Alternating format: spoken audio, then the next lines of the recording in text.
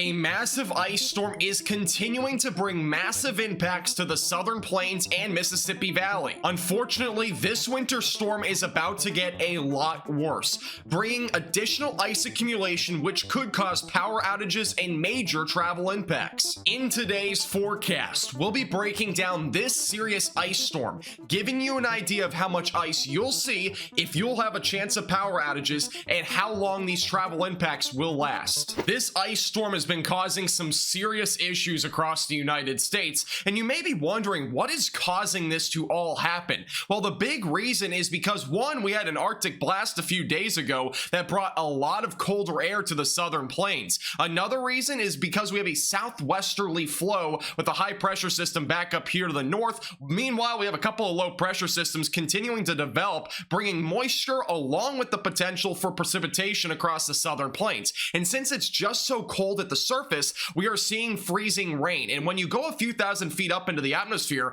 it's actually around 50 to 55 degrees in some areas. Meanwhile, at the surface, it's around 20 to 25 degrees. That is a big difference, and that is the big reason why we're seeing so much freezing rain and sleet that is all accumulating to ice. And this threat has obviously been addressed by the National Weather Service because there are watches and warnings basically everywhere in the southern plains. We have winter weather advisories that extend from Texas all the way back through West Virginia. Winter storm warnings are currently ongoing in Texas as well as southeastern sections of Oklahoma. And then also some ice storm warnings are ongoing back down in Arkansas and also in central Texas right now. And that's the purple boxes there. So again, this threat is going to last most likely through at least Thursday morning. Some areas could still see some impacts though all the way through Friday. Now, transitioning into the future radar, a lot of you are probably wondering, when am I going to see freezing rain tonight into tomorrow, and when will this all end? Well, beginning with tonight, there will be freezing rain continuing across areas like Arkansas, even northern Mississippi, by the way, as well as into western Tennessee. Very light freezing drizzle or light freezing rain or sleet could maybe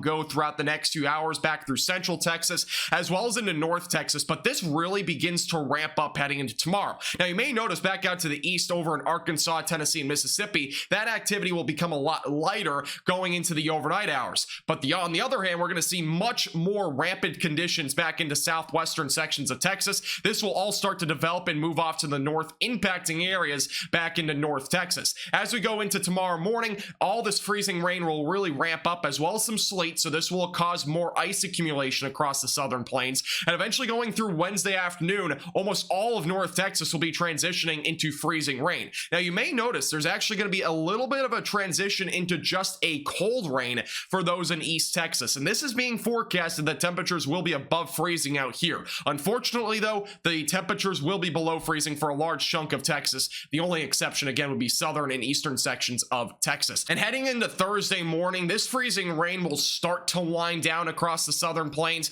It will begin to ramp up again over in Arkansas as well as sections of Oklahoma. But other than that, the temperatures will begin to get above freezing on Thursday, which should help to melt some of the ice. I wouldn't expect all the ice to be melted on Thursday in the southern plains, but overall there should at least be some melting of ice, which should start to limit the travel impacts. Going throughout later sections of Thursday into Friday, there will still be a few passing showers on Thursday in North Texas, but a lot of that should just be normal cold rain. We shouldn't be talking about much more freezing rain there. So in terms of ice accumulation, how much ice are we actually going to see? Well, there could be a lot of ice when this is all said and done. You can actually see here the HRR model is estimating upwards of a half an inch to even up to an inch of ice in some areas in Texas, back through Arkansas as well as into areas like Tennessee. A little bit less, just under a half an inch for a lot of those areas. Our highlighted areas in this forecast: North Texas currently forecasted to see somewhere between a half an inch to about 3/4 of an inch. This is plenty to cause some major power outages, especially with trees.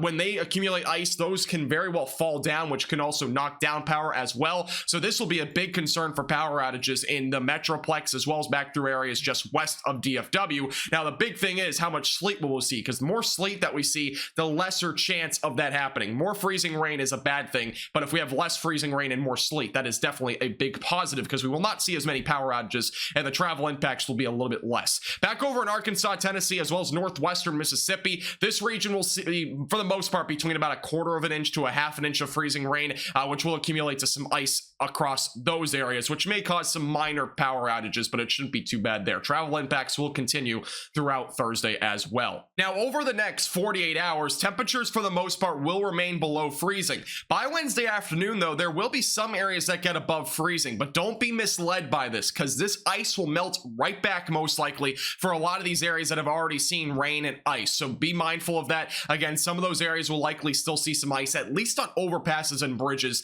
but even on some roadways as well. Going into Thursday morning, the temperatures will start to get above freezing for the most part in North Texas. How far above freezing they get? Well, some computer models have shown upper 30s, some have shown low 50s. It's a big range, but depending on what the temperature is will depend on if the travel impacts will continue all the way through Friday morning. But for right now, the European model has been indicating temperatures will at least get into the mid to upper 40s, which is kind of in the middle of that spectrum. So overall, ice should melt for the most part on Thursday. However, some of that will likely refreeze as we go into Friday morning. That means travel impacts could last all the way through Friday, but stay tuned. We'll keep you updated with any new updates there because things may change as we get closer. Going into the long term, this will be our main event for the next few days. After this, there will not be a whole lot to talk about. The biggest thing to talk about will be the Arctic blast. The polar vortex, a piece of it will actually be impacting New England going into Friday and Saturday. Temperatures and wind chills, actually wind chills could get 40 to 50 degrees below zero. But other than that, the temperatures will be very cold there for about a day. Then they'll get above freezing the following day. It's a pretty wild event there. High pressure will be dominating the Midwest. Very strong high pressure as well. Nothing in the forecast for the most part in terms of winter storms or anything like that going into early next week. So some good news there. Temperatures going into Friday. This is what I'm talking about. This is Friday afternoon, by the way. The high temperatures Friday afternoon. Sub-zero temperatures. This isn't even wind chills. Those are temperatures.